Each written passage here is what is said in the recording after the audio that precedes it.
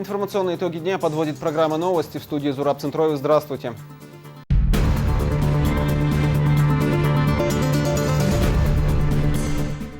Дорога к инвестиционному климату. Туристический потенциал Чечни в горных районах. Ложь, подтасовка фактов и яркое название. Все, что нужно для дешевого пропагандистского фильма. Этим людям очень важно, чтобы в Чеченской Республике происходило что-то и происходило желательно что-то негативное. Рузана Веселаева о семье и ее авторах. Школьники проверяют свои знания в литературе и географии. Экзаменационный материал срочно доставлен в пункт сдачи экзамена. В России начался основной этап сдачи единого госэкзамена. Взлеты и падения чеченского аэропорта. В скором будущем, надеюсь, что мы, увидим в другом стиле наш аэропорт. История работы Грозненского воздушного окна в мировое пространство в нашем выпуске.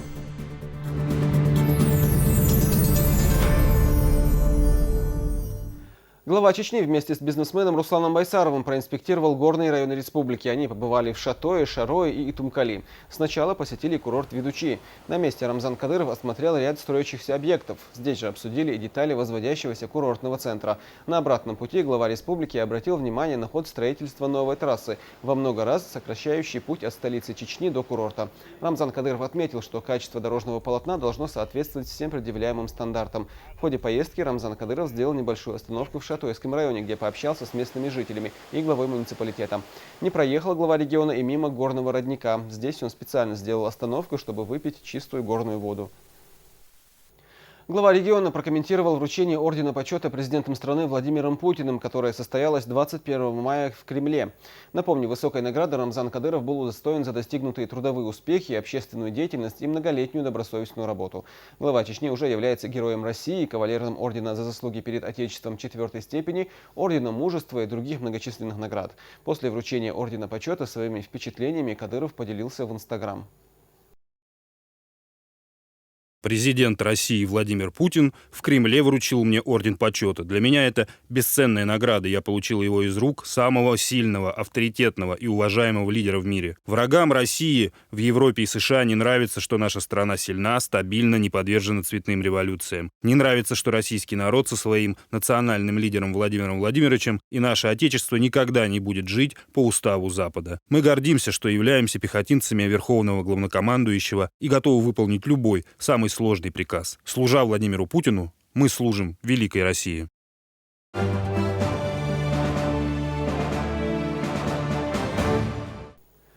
Жалкая попытка поставить под сомнение репутацию политической фигуры мирового уровня. «Открытая Россия» опубликовала в сети фильм «Семья», рассказывающий якобы о реальной ситуации в современной Чечне. Учредителем организации, выпустившей фильм, является бывший глава ЮКОСа, в недавнем прошлом заключенный Михаил Ходорковский, послужной список которого не блещет ни политическими заслугами, ни благотворительностью, ни народной любовью, ни уважением. Напротив, его фигуру не раз называли причастной к громким убийствам. Обиженный на российскую власть, Михаил Ходорковский так и пытается в угоду Западу очернить целую державу и ее героев. В своем провальном видео, вызвавшем массовое возмущение, экс-глава ЮКОСа выдает желаемое за действительное. Наш телеканал провел собственное расследование. Нелепость обвинений со стороны авторов начинается уже с первых минут. Чем стоит восхищаться в этом фильме, так это фантазии журналистов, которые даже не удосужились проверить информацию. Да и к чему это, когда цель просто очернить все происходящее в регионе. Но это им явно не удалось. Все подробности в специальном репортаже Рузаны Веселаевой.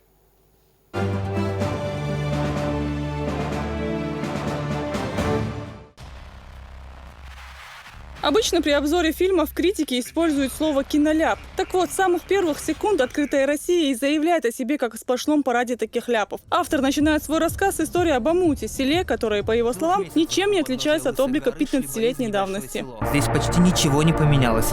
Дыры от пуль в стенах, следы войны под ногами. Видимо, при работе над фильмом авторы просто поленились приехать в Чечню и снять бамутские улицы, восстановленные, кстати, еще в прошлом году. Просторные, хорошие потолки, условия. Довольны люди, Конечно, довольны. Ой, очень довольны. Впрочем, подборкой видеоряда авторы фильма решили вообще себя не утруждать. Он почти полностью построен на архивных кадрах кроваво-красной обработки. Судя по всему, это дополнительная мера для устрашения вкупе с заведомо искаженными фактами. Как, например, про силовые подразделения в республике и тех, кто в них служит. Чеченские силовики – это в первую очередь каратели, то есть это не профессиональные военные, как нам их пытаются представить. Это не часть системы правоохранительных органов России. Это опричнина. Итак, Бахмут еще не достроен, а среди силовиков Чечни, оказывается, работают одни дилетанты. Непонятно только, как бойцам чеченского спецназа удалось выиграть чемпионат мира, триумфально представив Россию на престижных соревнованиях в Иордании, выиграв кубок стоимостью $250 тысяч.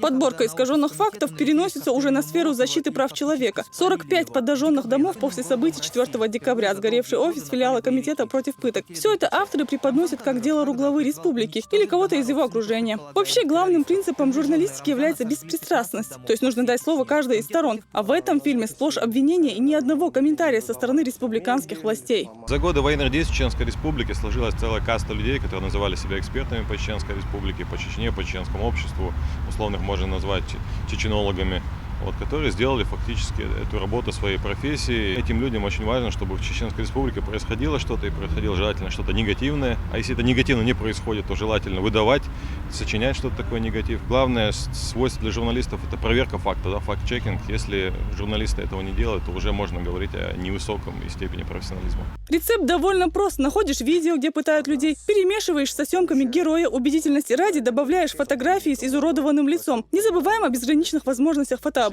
И все, замученная жертва готова. Возникает вопрос, почему такие проплаченные персонажи не обжалуют в суде незаконные действия властей? Вероятно, это такая легкая возможность наживы – выехать из республики, сесть перед камерой и рассказать на камеру пару устрашающих историй. При работе над этим фильмом, видимо, руководствовались вопросом, к чему бы придраться, и нашли окраска домов по улице Садаева, ведущей к Ахмат-арене. Его связывают с флагом сборной Голландии, родины бывшего тренера Терека. Интересно, как в таком случае обосновать оранжевый цвет домов в поселке Долинский? Выходит, это дань памяти карьере Гуллита в грозинской команде? Оказывается, в Грозном есть только одна восстановленная улица – это проспект Путина. Все остальное, то есть места, где не проезжает кортеж Кадырова – это руины. Получается, что мониторинговое агентство News Effector совместно с Фондом региональных исследований региона России, серьезной организацией по исследованию общественного мнения, выяснившей, что жители чеченской столицы являются самыми счастливыми в России, соврали или опрашивали только тех, кто живет на одном из главных проспектов. Я проехал по Новой Чечне и не переставал восхищаться.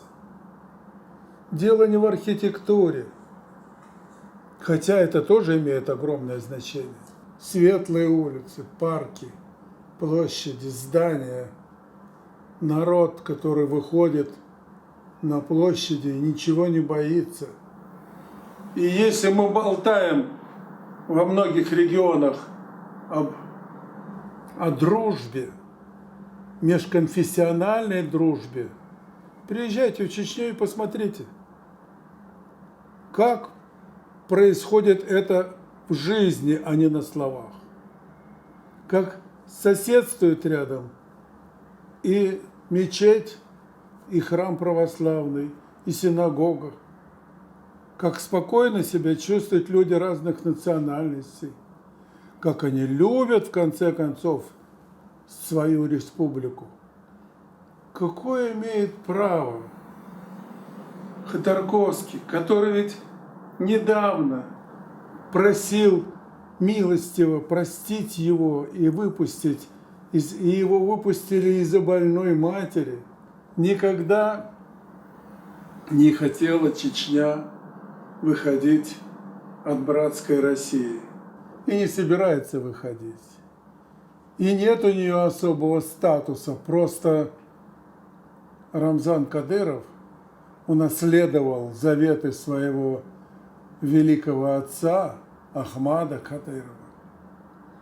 Создал команду единомышленников, которые борются за свободу, независимость и честь своего народа.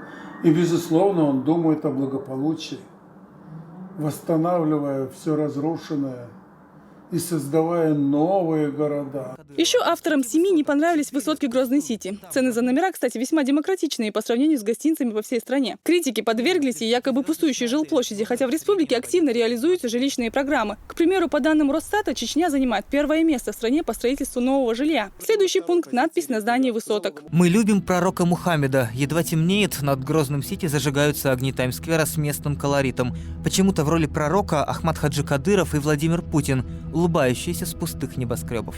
Видимо, Видимо, Ходорковский, вступившись вдруг за соответствие картинки религиозному тексту, напрочь забыл события этой зимы. То, что пророка рисовать нельзя, и свое заявление по поводу карикатур на него. О том, как трепетно они относятся ко всему, что связано с лучшим из людей, мусульмане республики показали 19 января. Митинг «Мы любим пророка Мухаммада», да благословит его Аллах и приветствует, объединил все конфессии страны. Это протест против тех, кто поддерживает публикации карикатур на пророка Мухаммада, саллаллаху алейхи вассалям. Это протест против тех, кто пытается оскорбить религиозные чувства всех мусульман мира.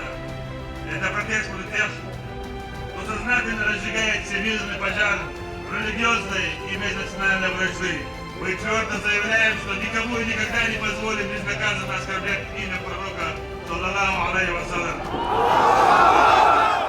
Любая попытка раздуть межнациональную рознь, унижать любой народ является просто недостойным приличного человека. Да и как можно ожидать чего-либо приличного от преступника, который запомнился только кровавым воровством у нашего народа? Уверен, что задача, которую пытается реализовать Ходорковский, такая же неприличная, мерзкая, какой деятельностью он все время занимается. Это попытка омрачить тот мир многострадальный, который есть на сегодня в Чечне, и то строительство современного цивилизованного общества, которое сейчас формируется и благодаря усилиям руководства Чечни и лично Кадырова и руководством Российской Федерации. Народ Чечни устал от войны, которую в свое время развязали шайтаны, которых как раз финансировали единомышленники Ходорковского. И вот этот преступный путь унижения и издевательства над народом Чечни, над другими народами нашей страны, это путь, который никогда не приведет Ходорковского и других таких же преступников ни к какому успеху. Очевидно, что в таких условиях тотальной информационной войны, объявленной западными спецслужбами против России, это очередной удар. В фильме также сказано, что регион с Россией связывает единственный болт – это Владимир Путин. Факты же говорят другое. Еще 7 мая председатель правительства страны в своем докладе главе государства отметил, что Чечня занимает вторую строчку рейтинга эффективности работы органов власти за 2014 год. Первое место за собой сохранил Татарстан, следом Чеченской республики. Считаю, что рейтинг этот полезен, во-первых, для самих регионов, потому что они стимулируют местную власть уделять повышенное внимание самым острым проблемам, во-вторых, для федерального центра, потому что эти цифры четко показывают, кто умеет работать. Впрочем, по мнению авторов, благосостояние Чечни – это не только федеральные дотации, мол, общественный фонд имени первого президента, казна, пополняющаяся исключительно от процентов, отчисляемых из заработной платы местных жителей. Вот только создатели фильма не удосужились уточнить, что фонду принадлежат крупные коммерческие предприятия, которые расширяются за счет собственных доходов. Все средства, вырученные в этих предприятиях, идут на благотворительность. Десятки тысяч мусульман даже из соседних республик, отправленных в Мекку для совершения хаджа, тонны продуктов нуждающимся, помощь инвалидам и сиротам, жилье, лечение за пределами страны. Благие дела можно перечислять тысячами. Еще один важный момент – помощь получают не только жители Чечни, но и граждане других стран. Фонд Ахмада Хаджи Кадырова вносит существенный вклад в развитие экономики Чеченской Республики, в создание новых рабочих мест. За деятельность фонда было создано десятки производств, на которых в итоге Чеченская Республика получила более 10 тысяч рабочих мест. Это семьи, которые имеют в результате этого получили постоянный доход. Это стимул развития, дальнейшего развития экономики Чеченской Республики. Это множество производств, некоторые производства, которые составляют конкуренцию аналогичным производствам в соседних регионах. Более того, некоторые продукции, которая производится фондом Кадырова, она занимает лидирующие места в Российской Федерации и на конкурсах занимает почетные первые места. Есть помощь, которая оказана Рамзану Ахмадовичу. Ни я об этом не знаю, ни даже близкие не знают об этом, потому что это все делается только для удовольствия Всевышнего Аллаха. Еще один миф, активно раскрученный в фильме, это система обложения данью. По словам авторов фильма, в Чечне ее платят все, начиная от бизнесменов и заканчивая бюджетниками. Только вот сами учителя и врачи о такой системе вовсе не слышали. Мы зарплату получали всегда вовремя. Ничего у нас не удерживали. Ну а разговоры эти, наверное, это кому-то очень нужно, чтобы были такие разговоры. Преподаю уже около 25 лет. Могу сказать, что за все эти годы, кроме вот тех военных событий, что были, и когда вот действительно из оплаты труда учителя тогда по каким-то причинам, да, фактическим, мы не получали. Вот послевоенное время, с тех пор, как я работаю в городе Грозном, за все это время, чтобы нам задержали зарплату, либо не выдали зарплату. Кому это нужно было, кто это вот такие слухи распространял. Ни о каких удержаниях, я не знаю. Для торговли здесь есть все условия, мы ничего никому помимо налогов и аренды ничего не выплачиваем, как и везде по всей России. Было бы желание, работа есть. Одно из приоритетных направлений в политике руководства региона – развитие бизнеса. Только на реализацию мероприятий по поддержке малого и среднего бизнеса в 2015 году госпрограммой предусмотрено 152 миллиона рублей из республиканского бюджета. Около 30 тысяч людей занимаются средним бизнесом. По поручению Рамзана Кадырова навстречу идут всем желающим открыть собственное дело. Упрощены системы прохождения документов, выделения земельных участков. Ежегодно под разные проекты выделяются гранты. Это наш не первый бизнес. Вот как мы его начали, нам только помогали по всем вопросам. Ни в одной инстанции нам никто не создал никаких препонов, проблем мы не видели. Наоборот, очень даже, я бы сказал, дружелюбно, нормально. Видимо, желание показать регион с негативной стороны у авторов фильма было настолько велико, что после долгих поисков нашли единственный объект, не восстановленный после войны. Здание научно-исследовательского института находится в собственности закрытого акционерного общества, а значит, и правительство республики не имеет никакого отношения к реставрации. Однако создатели фильма не удосужились поехать дальше. Даже высокогорье Чечни сейчас принимает многочисленных туристов. Это не говоря о Грозном, Гудермесе, Аргуне, Шали. Эти города не нуждаются в пафосных описаниях, картинка говорит за себя. Только людям, которые решили пофантазировать на пустом месте, такие кадры явно помешали бы.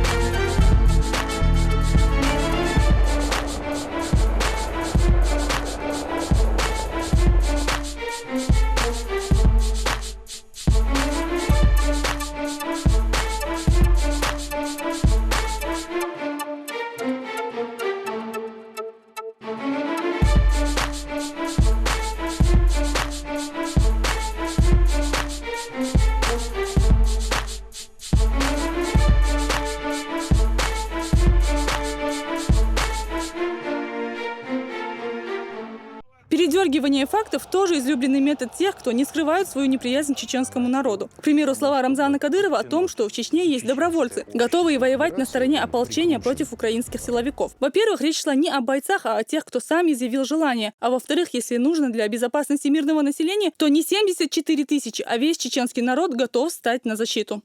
Я поддерживаю курс нашего президента и в любое время готов стать на защиту своей родины.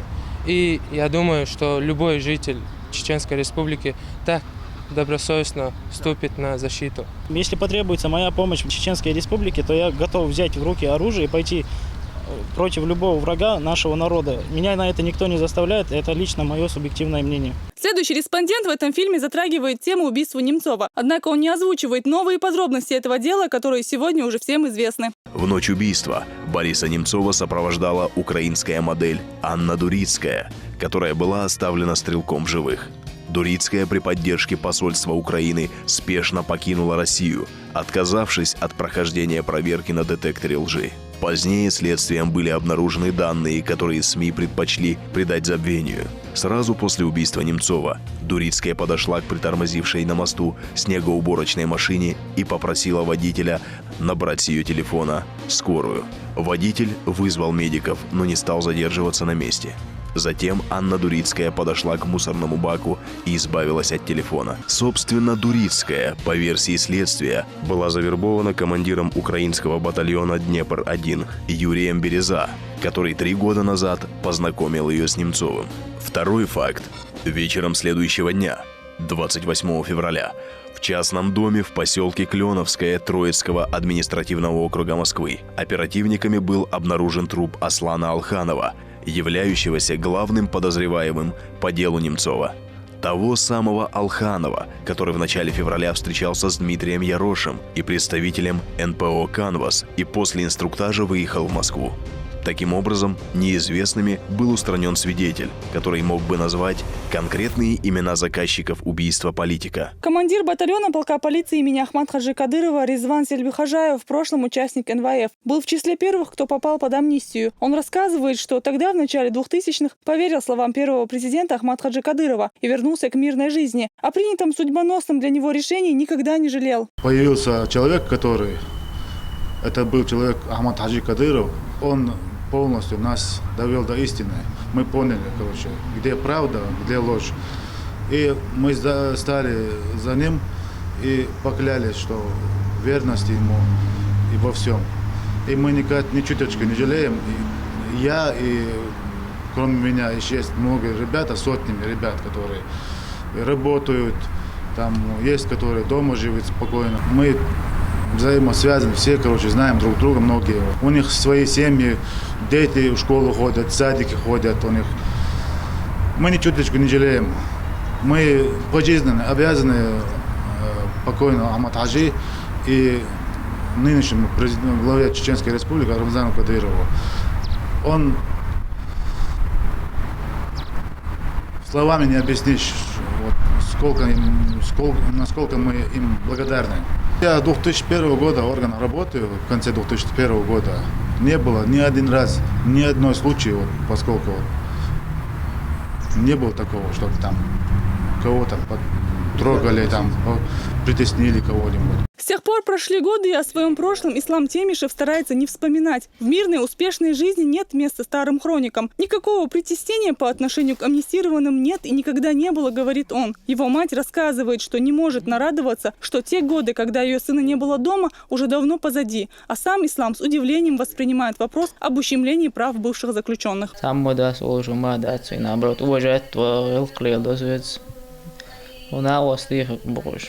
Amnistировать винаж, у нас есть лач похинзу. Дохку алхита соварно, алла сахиж манам саван. Энтига ханзы. Нормально, я что боюсь, бог идег да. Сайнлог деш да шухсо. Вообще нового, я наоборот поддержки хсонеш. Вот держили боем хальчи, на остал да. Им, чем хуже в нашей республике, тем лучше, говорят о некоторых из своих коллег чеченские правозащитники. Они не являются борцами за правду, и тем более их не интересует права и свободу людей. Их задача – собрать негативную информацию. Ведь только так можно получить средства на мнимую борьбу со злом. Но прежде необходимо найти врага. Это можно сказать и про Каляпина, который выступает экспертом во всех негативных фильмах про Чеченскую республику. Впрочем, его активность вполне объяснима, если учесть, что каждое его упоминание в СМИ, в котором он противопоставляет себя главе Чеченской республики, есть для его пиара жирный плюс. Такое позиционирование не раз давало Каляпину возможность выбивать у западных спонсоров большие финансовые средства на мнимые правозащитные цели и задачи. И это немалые деньги. По информации, представленным на сайте Комитета против пыток, только в 2013 году различные европейские фонды выделили Игорю Каляпину более 44 миллионов рублей, направленных на привитие народу недоверия к институтам власти. После просмотра фильма «Семья» напрашивается один разумный вопрос. А судьи кто? Люди, которые играют в экспертов по Чечне, при этом даже не побывав в республике. Или автор и спонсор проекта Михаил Ходорковский, лишившись возможности эксплуатировать и грабить собственную страну, взялся чернить ее руководство, говорят многие представители СМИ. Наверное, тот самый патриот Ходорковский, в роли которого он выступает в этом нелепом фильме, забыл о нашумевшем убийстве мэра Нефтеюганска Владимира Петухова. Отмечу, преступление было совершено именно в день рождения Ходорковского. СМИ даже называли это подарком на его день рождения. Чтобы не платить налоги, руководитель нефтяной компании не раз угрожал мэру расправой. Угрозы от ЮКОСа когда стали поступать? Начали уже в начале 1998 года. Угрозы именно от Ходорковского? От Ходорковского. Именно от Ходорковского? Именно от Ходорковского. И характер угроз? Характер угроз такой. Какой год, простите? В 1998 году. А убили? А убили 26 июня 1998 года. То есть где-то за полгода началось? Да, где-то за полгода. Угрозы уже открытые поступать. Он должен идти на уступки ЮКОСу во всем, подписывает все документы по сокрытию налогов. То есть смысл уйти от налогов в Нефтьюганске? Да. Фарида Петухова, вдова Владимира Петухова, мэра Нефтьюганска, убитого ЮКОСом, это доказано следствием ЮКОСом, 26 июня 1998 года. Все началось с угроз. При встречах это было. При встрече? При встречах. Ходорковский участвовал? Участвовал. Лично он? Лично участвовал. Сегодня Ходорковский беспокоится за российский народ. Однако совсем недавно он сам же обрек на нищету жителей Нефтеюганска. И почему-то тогда его не беспокоили права всех тех же россиян. Судя по всему, и этих людей он считал второсортными. Они решили избавиться от социальной сферы города Нефтеюганска полностью. Они решили скинуть со своих плеч садики, они решили скинуть школы, они решили скинуть все, что мешает развитию нефтяного производства. Так называемые эффективные менеджеры ЮКОСа пошли по самому простому пути. Нефть забрали себе, а все остальное их совершенно не волновало. То есть людям было сказано, что извините, мы вас больше финансировать не будем и не сможем.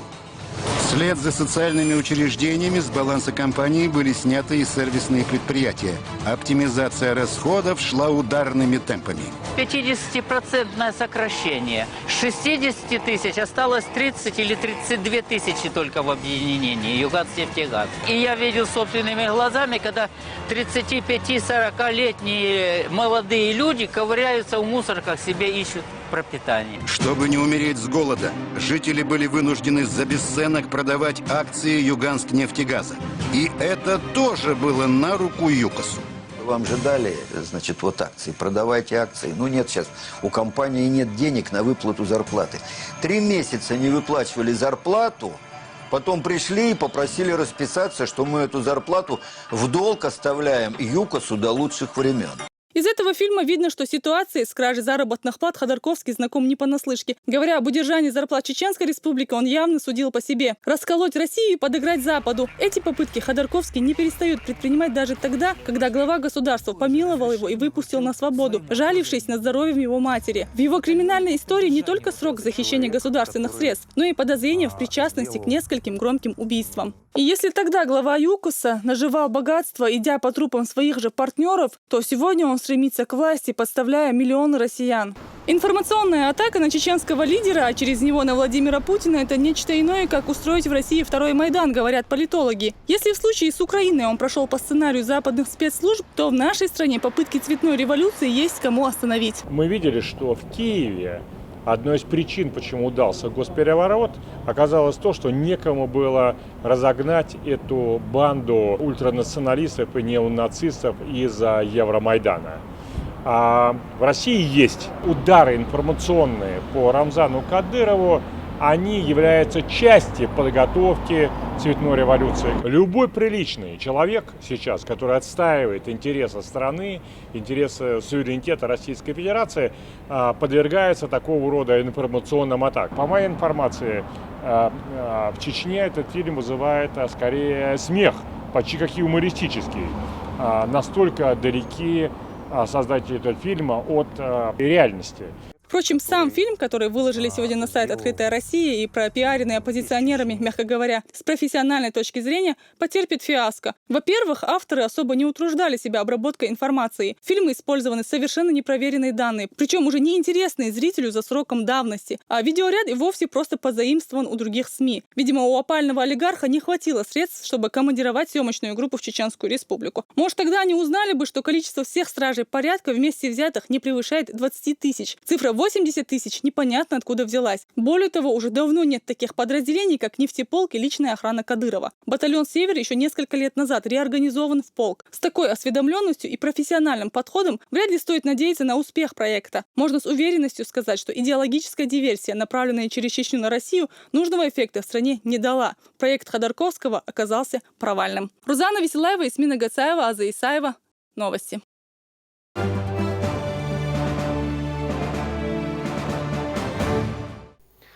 В В том, что фильм «Семья» оказался провальным и не принес автору желаемого успеха, нет ни капли сомнения. Однако разочарование зрителей от захватывающих трейлеров и нелепой картины Ходорковского уже скоро скрасит по-настоящему незабываемый фильм с интригующим названием «Кто не понял, тот поймет». Он готовится к выходу на большой экран. О нем мы узнали на странице Рамзана Кадырова в Мобли. Там же глава республики рассказывает, что это будет остросюжетная картина, в которой после продолжительных переговоров он согласился на роль главного героя.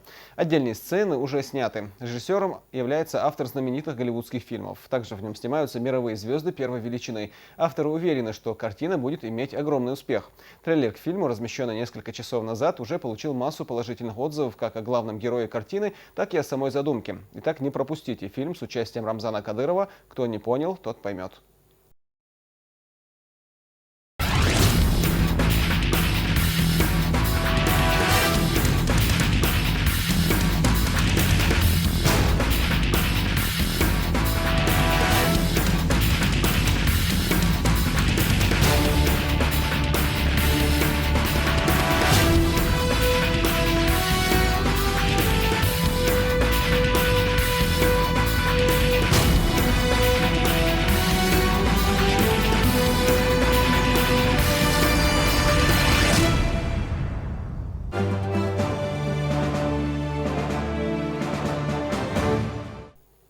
Ровно 68 лет назад из Грозненского аэропорта «Северный» совершен первый пассажирский авиарейс. В 1947 году самолет на борту с пассажирами направился в столицу страны. Позже грозненские авиалинии расширили географию полетов в воздушные пути, связали Грозный практически со всеми крупными городами Советского Союза. О прошлом и настоящем чеченского аэропорта репортаж Луизы Хатуевой. Стоянки определились, все, таможня, границы сказали. Все предупреждены. Асламбек Ахмаев сегодня в очередной раз провожает самолет. Он начальник производственно-диспетчерской службы полетов аэропорта Грозный. Точнее, отвечает за готовность к полету самолета. Работа очень ответственная и вместе с тем интересная, признается Асламбек. Он работал в Слепцовске руководителем полетов, когда в 2007 году его пригласили в республику продолжить свою деятельность в местном аэропорте, который был восстановлен после военных действий. Нужно провести комплекс мероприятий для подготовки воздушного судна к вылету. Это все делается заблаговременно. В этом участвует несколько служб. После полной готовности воздушного судна осуществляется посадка пассажиров на воздушное судно. А это Джамал Диатаев. Он сторожил аэродрома, ведь работает здесь почти 40 лет. Начинал пилотом, теперь он штурман. В обязанности штурманской службы входит подготовка экипажа к полету, предполетная подготовка называется. Подготовка, контроль и выпуск экипажей, выполнение рейсов. В принципе, сложного ничего нету, если знать. Если не знать, то, естественно, все сложно. Перед взлетом экипаж знакомится с планом действий именно у него, а далее все переходит в руки авиадиспетчеров. Эти кабинки – святая святых аэродрома, ведь именно здесь регулируют движение самолета в воздухе. Взлет 10:40, сколько прошу? 10:60. Записал 10:60.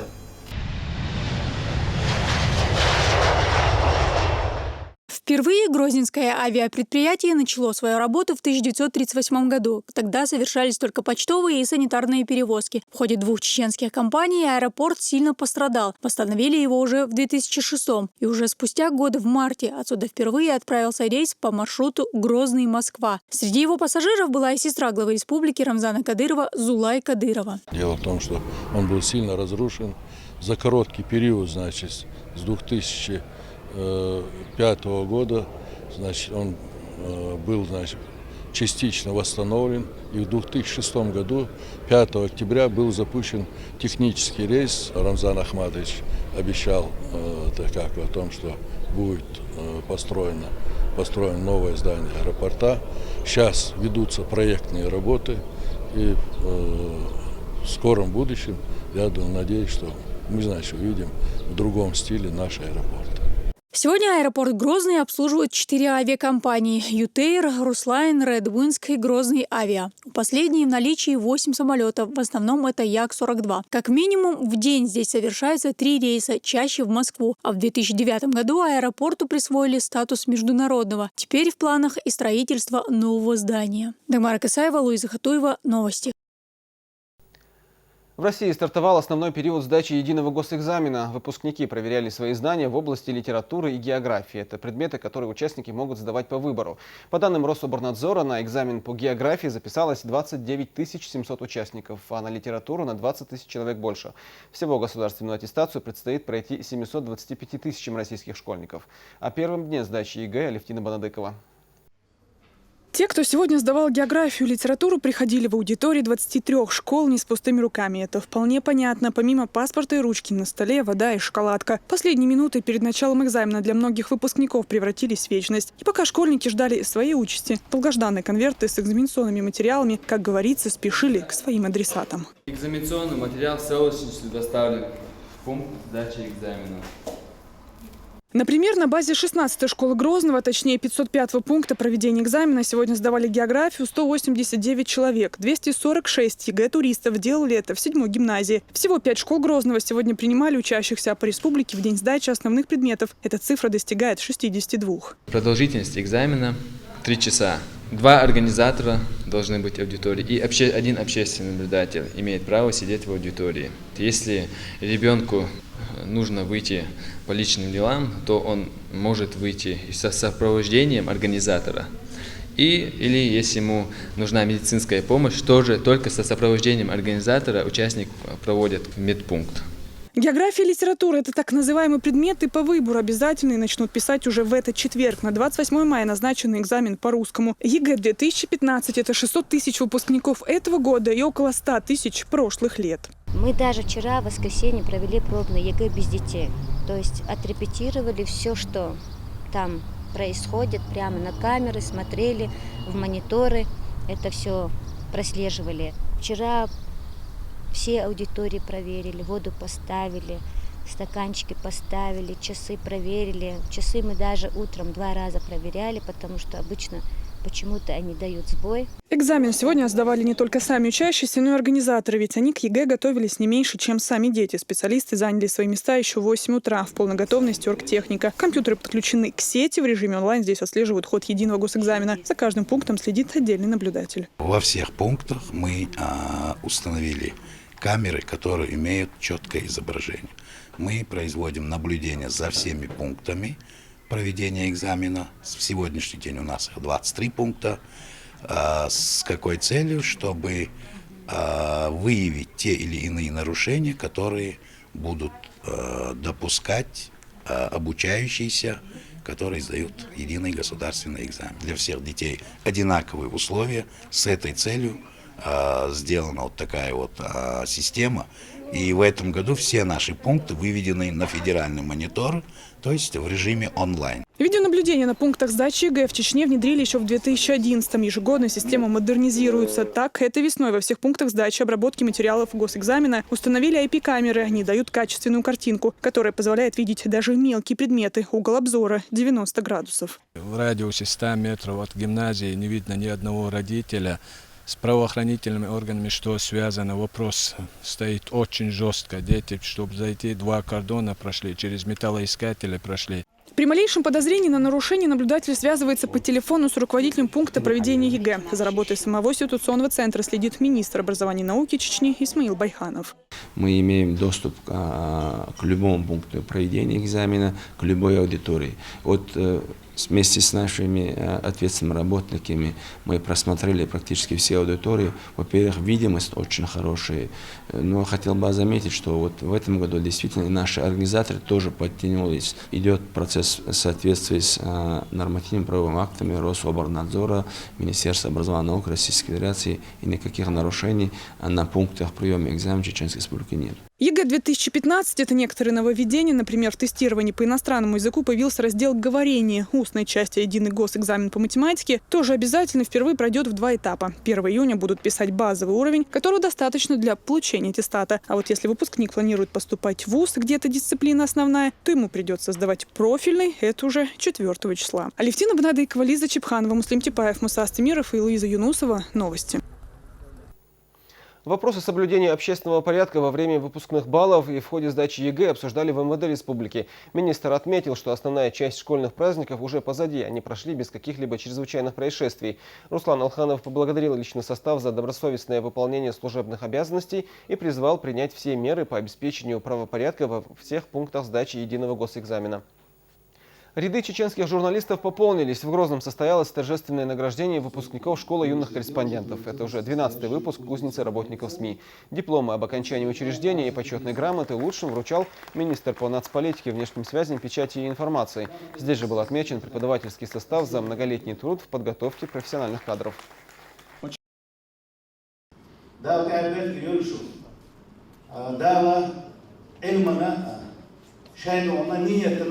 Эхтуш, шашбил язык куш, шайком культур, истории, шайком диндойш, шайком гирлык дойш. Да, молодом, эснир тах, схалчнир тах, да, чакрола, иман, собор, тофик лойшун. Последний звонок для выпускников советских школ Грозного – повод, как и десятки лет назад, собраться вместе. Как правило, это бывшие жители чеченской столицы, которые сейчас проживают в разных регионах страны, но мысленно не покидают родной город. Воспоминания грозненцев послушала наша съемочная группа. Полвека прошло, но ребята, как они все еще друг друга называют, вновь собрались вместе отметить юбилейную встречу своего последнего звонка. На протяжении уже 10 лет каждый май на форуме встречах грозненцев они собираются в Кисловодском лагере, чтобы вспомнить былые времена. В 1965 году для нас прозвучал последний звонок. И вот уже прошло 50 лет, но мы часто вспоминаем те школьные годы. На встрече, организованной общественной организацией «Наш дом, город Грозный», все проходит в праздничной обстановке. За особый вклад, внесенный в организацию мероприятия, участникам вручили грамоты. Награждается Абубакаров Хасан Алиевич.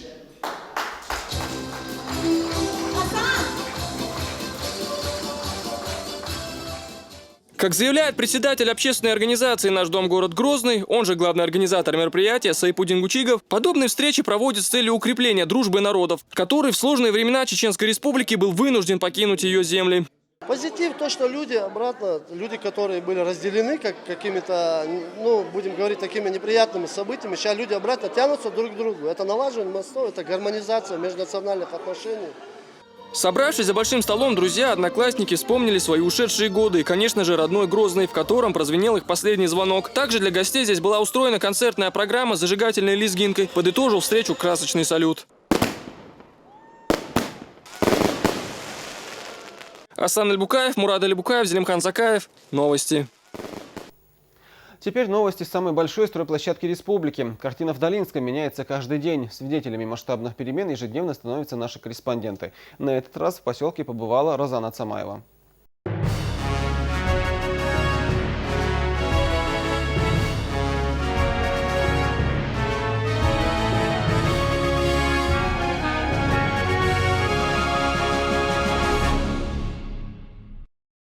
Строительно-восстановительные работы в поселке Долинский близятся к завершению. Рабочие трудятся над внутренней отделкой многоэтажных домов. Во дворах уже начали укладывать брусчатку и асфальт.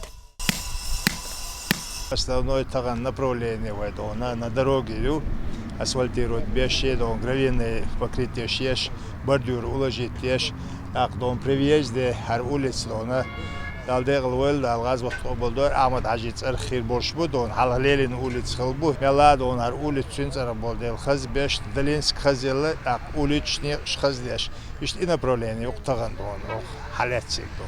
Полным ходом идут работы и в социальных объектах поселка. Здесь строится амбулатория, детский сад, здание администрации, спортзал и мечеть на 200 молящихся, которая совсем скоро будет готова. Осталось провести отделочные работы и установить купол. Особенно радует маленьких жителей поселка появление спортивного объекта. Спортзал, сразу открытие, спортзал, сразу записаться и боксы, вольно, борьба. В этой квартире о прошлом напоминает лишь эта картина, которую хозяева уже успели повесить на стену. Раньше жилищные условия оставляли желать лучшего.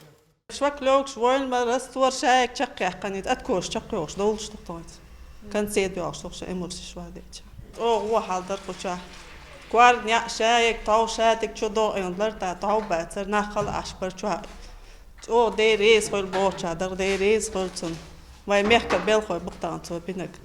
некоторых дворах уже начали озеленение прилегающей территории. Здесь высаживают несколько пород деревьев – клен, березу, липу и ясень. Поселок Долинский преображается на глазах. Его жители в скором будущем смогут поселиться в свои обновленные дома.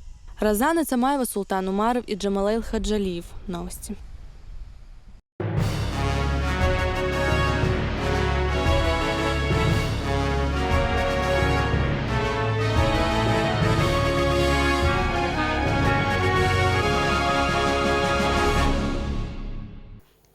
Один из самых вкусных, а главное полезных продуктов питания. Мед издревле считается целебным лакомством, помогающим в борьбе с множеством недугов. Именно поэтому герой нашего следующего сюжета решил заняться пчеловодством. Кроме этого, разведение пчел – это и хороший бизнес. В гости к Ханболту Найбарханову отправилась Алевтина Банадыкова. Прогулка среди пчел – зрелище не для слабонервных, особенно если эти самые пчелы кусали в детстве. Однако Ханболат Найбарханов таких людей не понимает, говорит, что насекомые эти миролюбивые и уж вовсе не опасные. Необычному хобби Ханболат уже более 10 лет. 45 семей пчел он, как говорится, знает, если не в лицо, то по жужжанию точно. Когда мне говорили, что они не умеют думать, они не размышляют, я даже этому не верю, потому что если их не трогать, если им не делать ни вреда, они абсолютно спокойные. Некоторые часто приходится вырезать, или мед, когда гоняем мед, тогда они нападают.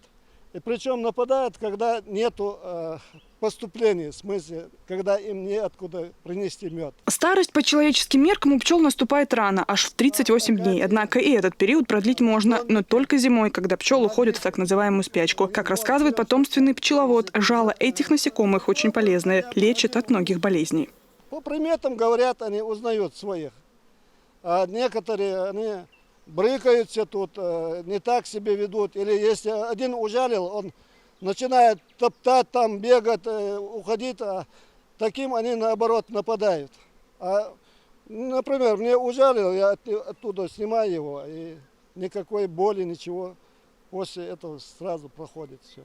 Позапрошлом году у меня много семей погибло, где-то 34 семьи погибло, у меня осталось 20. Дело это, по словам Ханболата Найбарханова, прибыльное. Так, например, в прошлом году 27 пчел принесли ему 9 фляг меда, а это около 500 литров. Такой удачный урожай, как говорится, своеобразное спасибо трудолюбивых пчел за внимание и заботу, особенно зимой. Они даже сильные мешают слабым. Некоторые семьи, они, если чересчур сильные, если у них имеется там мед, а сильные, это все пчеловоды знают, поэтому я говорю, они могут у них отобрать этот мед. К чему еще стремится душа Ханболата, так это к рыбалке. Небольшой пруд находится недалеко от его пасеки. Там сегодня мирно живут и трудятся 30 семей жужжащих пчел. Алевтина Банадыкова, Султан Умаров и Луиза Юнусова. Новости. И это был последний материал нашего выпуска. Спасибо, что были с Грозным. Адыхейлшу.